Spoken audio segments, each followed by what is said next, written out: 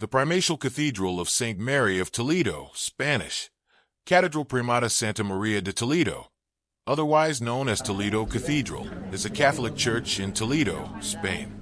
It is the seat of the Metropolitan Archdiocese of Toledo.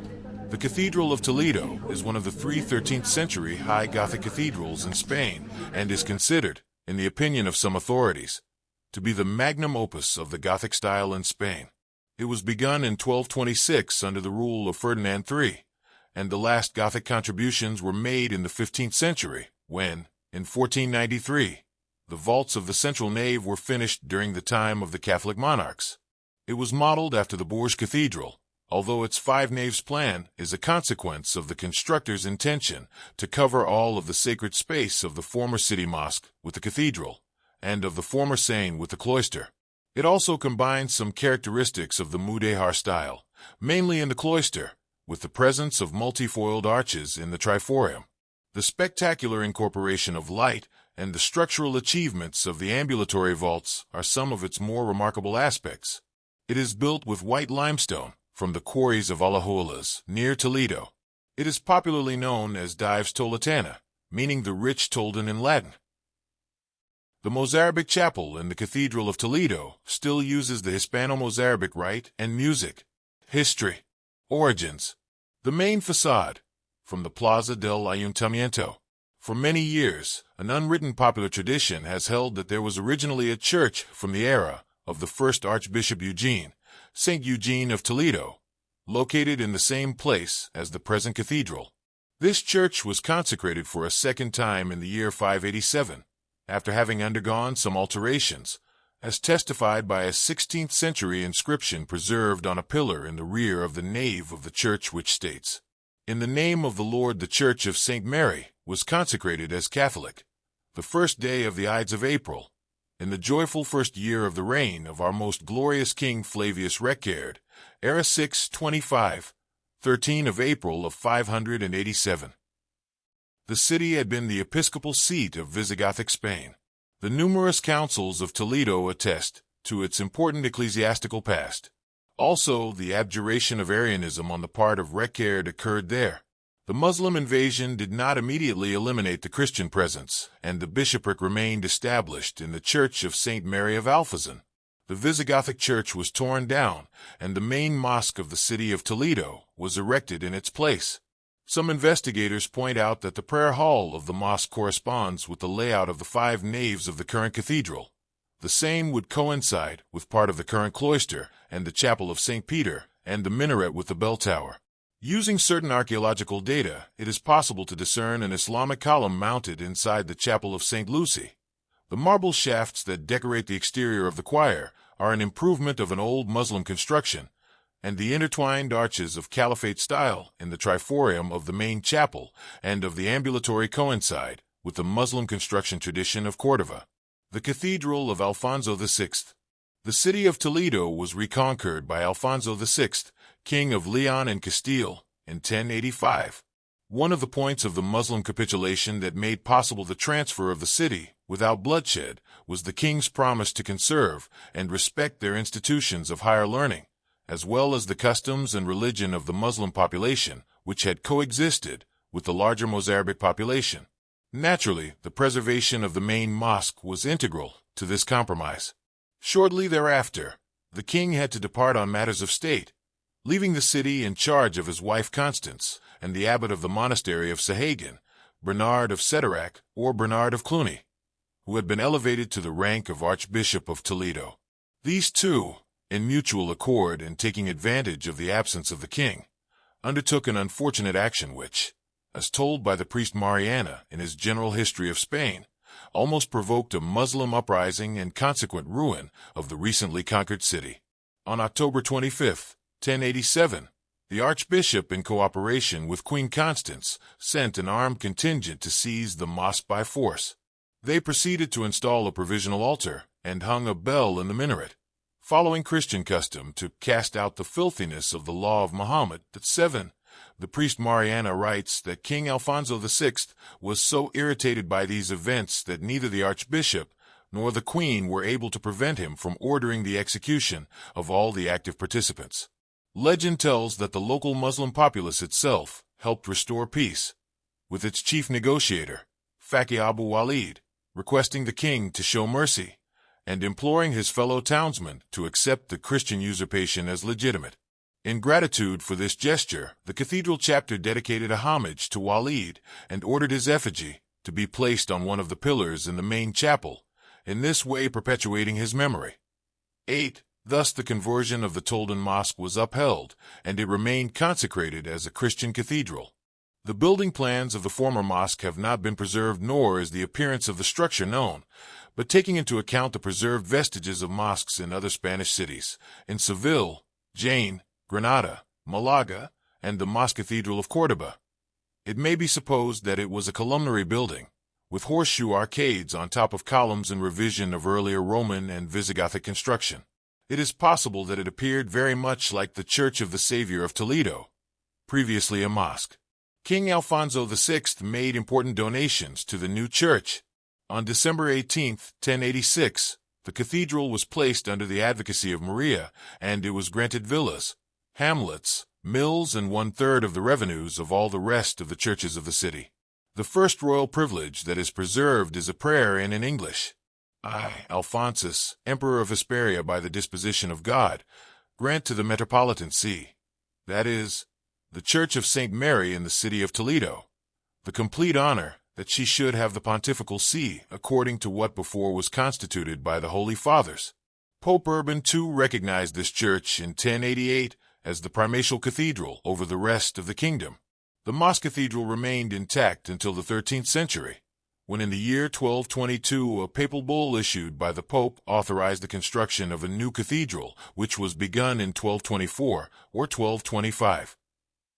The official ceremony of the laying of the foundation stone took place in 1226, other sources say 1227, with the presence of King Ferdinand the Saint. Throughout the 13th century, the cathedral's income tax was raised through the previous incorporation of Alcalá de Henares into its archiepiscopal territories in 1129. The Cathedral of the Archbishop Jiménez de Rada. The layout of the cathedral as now seen was set in the 13th century, while Rodrigo Jiménez de Rada was Archbishop of Toledo and during the reign of a young Ferdinand III of Castile. Commencement of the work was delayed until the king could be present at the official ceremonial cornerstone laying, 1227. Jiménez de Rada was elected Bishop of Toledo in 1209, and thenceforth he defended the primacy of the Toledon See before the papal authority. He aimed to build a grand cathedral, worthy of the city he governed. When he came to office, the mosque cathedral had ample space, but with a low roof, making the interior noisy. The cathedral was aged, some sections had been demolished by his predecessor, and the structure lacked the slenderness and height of other religious edifices of similar importance. Jiménez de Rada became the enthusiastic promoter for a new cathedral, to be built in contemporary Gothic style. He was so enthusiastic about the project and involved himself so much in it that it was later falsely rumored that he was the designer-architect of the cathedral. The archbishop spent a few years maintaining and reinforcing the old structure in hopes that his dream would be realized. The building plan of the cathedral. The structure of the building is greatly influenced by the French Gothic style of the 13th century, but adapted to Spanish taste. It measures 120 meters, 390 feet, in length by 59 meters, 194 feet, in width and 44.5 meters, 146 feet, high. It consists of 5 naves with transept and double ambulatory. The outer naves present an odd anomaly in being a little wider than the other two. The oldest part of the building is the sanctuary, which maintains in its architecture the original triphoria that extended along the length of the naves and were removed in one of the many alterations that the cathedral underwent. Still in the Gothic period, these triphoria were replaced with large stained glass windows. Those triphoria that survive in the sanctuary are of mudéjar influence. The lowest section is made of cusped arches that rest on paired columns, and the upper section presents interlaced arches typical of mudéjar. It is not known if these mudéjar themes existed in the previous mosque and were copied as a reminder, or if they were added in one of the improvements of the stonework as something original and tasteful. In the sanctuary, one encounters the double ambulatory, which is doubled as would correspond to a ground plan of 5 naves. This double ambulatory is of grand proportions and is enriched with architectural elements and an original vaulting. The new sections of the chapels were resolved with alternate plans of rectangles and triangles, which allowed for each chapel to be of a different size, rectangular plans being larger and triangular plans smaller. This method of distributing the sanctuary can be seen in the French cathedrals of Paris, Bourges, and Le Mans, the last cathedral being the most similar in appearance, although the three are more slender in aspect than the Spanish cathedral. The various reforms that were made over time altered the arrangement of some of the chapels. For example, in one case, just one chapel was reconstructed in the former space of 3. The vaults of the naves are quadripartite except for those of the transept and the chancel, which are reinforced with tiercerons. The master builders and their patrons. The cathedral seen from the church of San Ildefonso. For centuries it was held with complete certainty that the first master architect of the Cathedral of Toledo was Petrus Petri, Spanish, Pedro Perez. Such certainty was based on the only existing testimony regarding the authorship, a legend inscribed in vulgar Latin still visible on a tombstone. English translation: Petrus Petri, deceased in 1291, master of the Church of St. Mary of Toledo, whose fame was propagated by his good examples and customs, who constructed this temple and rests here. For what an admirable building he made! He will not feel the wrath of God. Towards the middle of the 20th century, the Bishop of Ciudad Real thoroughly investigated this claim and brought to light a series of documents which demonstrated the existence of a first master prior to Petrus Petri, called Master Martin, married to Maria Gomez and certainly of French origin, who had been summoned by Jimenez de Rada. One of the documents is dated to 1227 and names a Master Martin of the work of St. Mary of Toledo. Another document lists income collected by the cathedral in 1234 and records again the name of Master Martin of the work, of whom it is also written that he was a tenant of a house associated with the cathedral. In later writings there appear the names of Martin, stonemason, and Juan Martin, master of stonemasons, who are believed to be relatives of each other. No new documents have appeared, so at present this Master Martin is accredited as the first architect. To this argument it must be added that the date of the beginning of construction does not correlate with the age of Petrus Petri, who during those years must have been too young to be an architect. Studies released after this discovery indicate that the Master Martin would be the designer of the chapels of the ambulatory, and upon his departure by death, or by absence the supervision of the work was taken up by Master Petrus, who finished the ambulatories and constructed the triforia in Tolden style. Towards the end of the 20th century, the sanctuary and 2 sections of the naves of the south side were completed. Near the end of the 14th century, the existence of a Master Rodrigo Alfonso is apparently documented. He laid the first stone of the cloister in 1389, under the patronage of Archbishop Pedro Tenorio, who died 10 years later. The archbishop occupied himself with many works of the cathedral, such as the chapel of St. Blaise in the cloister, which is famous for the artistic richness of its frescoes from the school of Siena. The next master of whom there is information was Alvar Martinez, in some sources called Gonzales, who was quantity surveyor of the Alajuelas limestone quarries at the boundary of Olías del Rey. He is the designer of the west façade, whose construction was begun in 1418.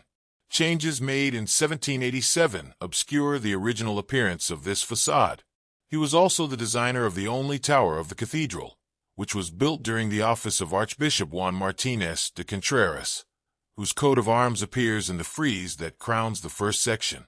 The crowning of the tower was done by another great master sculptor, the Fleming Hanneken de Bruselas, who molded the coat of arms of the succeeding Archbishop Juan de Sarazuela. With Hanneken came a group of illustrious masters, Egas Cuman de Bruselas' brother, citation needed, Enrique Egas, and Juan Guas. These worked on facades, chapels, and sumptuary works, completing the work done in the Gothic idiom with their labor. The vaults at the footing of the central nave were closed in 1493, under the direction of Juan Guas and Enrique Egas, with the patronage and supervision of Cardinal Mendoza, great patrons of the 16th century. Works and artists: Cardinal Ximenes de Cisneros, During the 16th, 17th, and 18th centuries, various modifications were made to the cathedral according to the new styles. Architectural works including magnificent portals and chapels, and sumptuous works of sculpture and painting. The 16th century was the golden age of Toledo, which consequently came to be called the Imperial City. The best informed and most active patrons lived during this century. It was the archbishop governors who, in the absence of the kings, attended to the city and added to its magnificence. In 1493, at the end of the 15th century, Cardinal Mendoza supervised the closing of the last vault of the cathedral and expressed in his will his desire to be buried in the presbytery. In the first decade of the 16th century, the cenotaph was built in Renaissance style. This work is attributed to a team working under the leadership of Domenico Fancelli. 10, although some authorities attribute it to Andrea Sansovino. Cardinal Cisneros occupied the cardinalate office for 22 years. Under his influence and sponsorship, important works were done. Perhaps the most important was the Mozarabic Chapel, realized by masters of the stature of Juan Francis Regia, or the ironwork screen of the Mozarabic Chapel. Enrique Agas, Juan de Borgona, paintings of the Mozarabic Chapel, and its grandmaster Pedro de Gumiel. Cisneros also ordered the magnificent main altarpiece to be built, the work of Diego Capin de Holanda, and the high cloister for the canonical community, plus the library. He was followed by Guillermo de Croy, the chief of the Spanish treasury, Contador Mayor, who never resided in Toledo. Alfonso de Fonseca y Acevedo, who had been Archbishop of Santiago de Compostela, was the promoter of the new King's Chapel, which was planned by the architect Alonso de Covarrubias.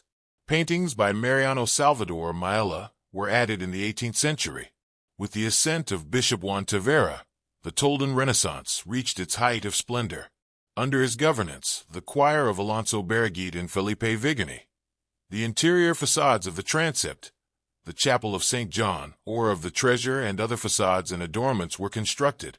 During Archbishop Juan Martinez Silicio's time in office, the cathedral was adorned with the screen of the main chapel, the work of Francisco de Villalpando. Cardinal Gaspar de Quiroga was responsible for the architectural complex of the Chapel of the Tabernacle, the reliquary, and the courtyard and house of the treasurer. The renderings and plans were drawn by the Grandmaster Nicolas de Vergara El Mozo. To construct this complex, the Hospital of the King was torn down and rebuilt on its former site. These works were carried out under the supervision of Cardinal Bernardo de Sandoval y Rojas and the architect Nicolas de Vergara in the 17th century. Exterior. Main facade and the great portals. Puerta del Perdón, Portal of Forgiveness.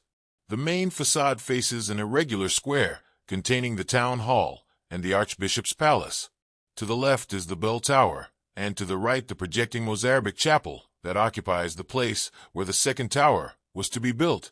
To the left of the main facade rises the only tower of the cathedral. The dome that is seen to the right belongs to the Mozarabic Chapel, which was commissioned by Cardinal Cisneros. The tower has two parts. The lower part, of square cross-section, was designed by Alvar Martinez. The upper, octagonal part was designed by Hannequin de Brazilas. It is topped by a spire.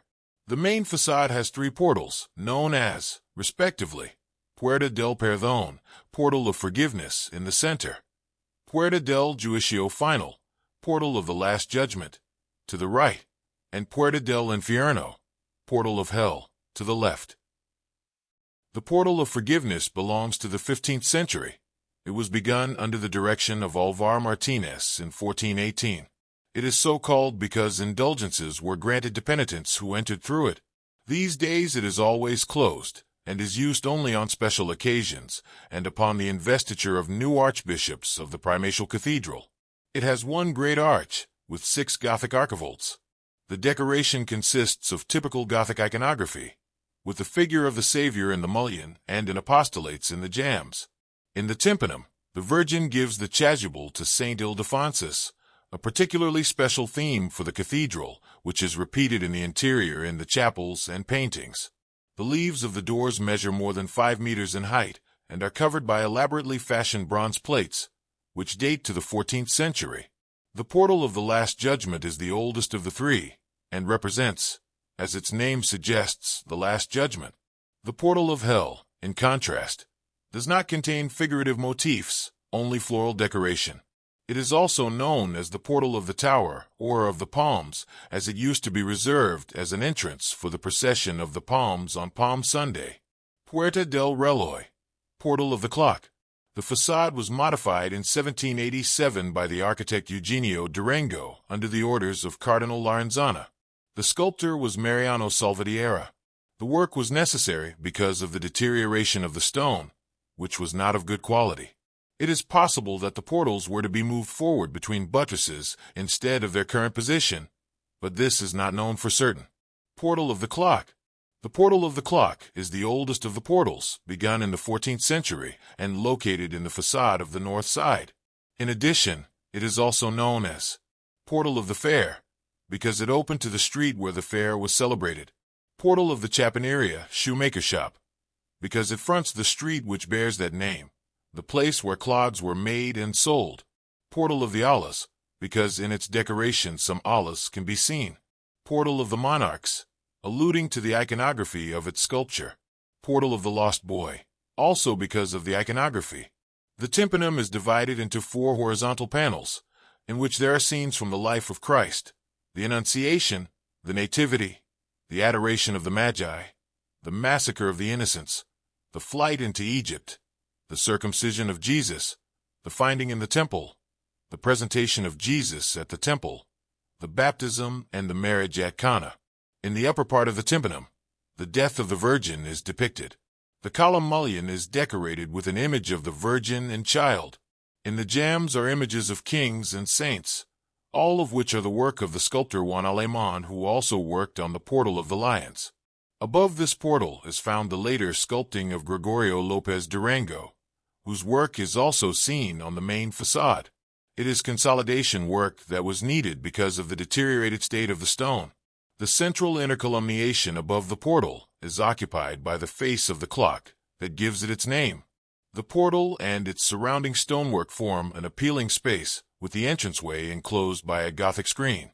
This is the work of Juan Francis, with very plain crosspieces, a small, carved frieze with a separation in the center, and a simple and harmonious design. Interior. Inside are diverse medallions.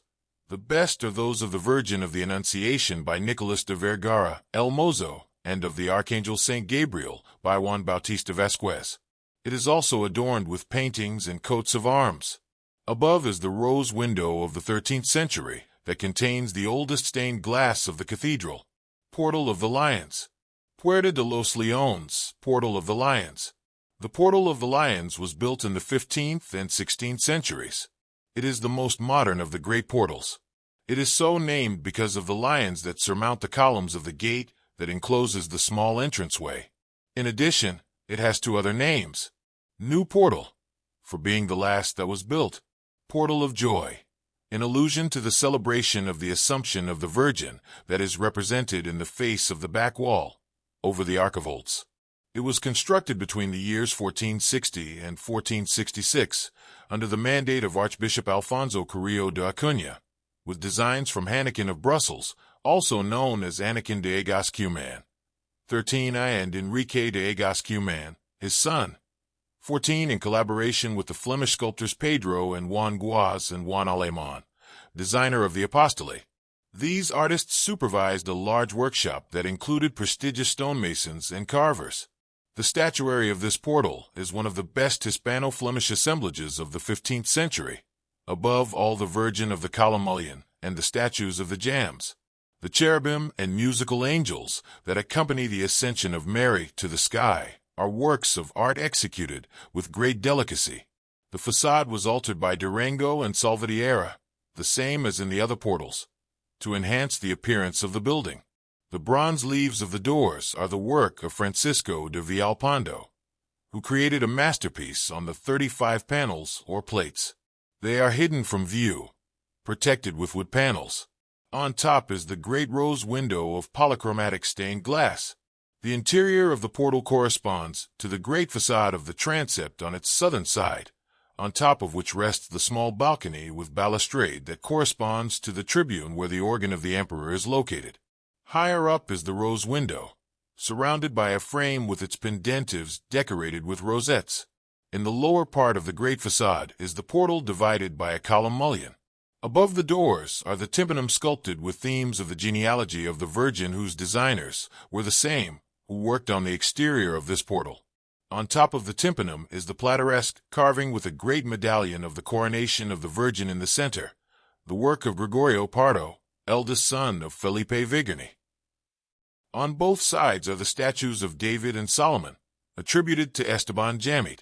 To the right and left of this front are two sepulchres. The one on the right is empty. It is believed that it was prepared to receive the remains of Brother Bartolomé Carranza. That of the left holds the remains of Canon Alfonso de Rojas, represented in a praying statue.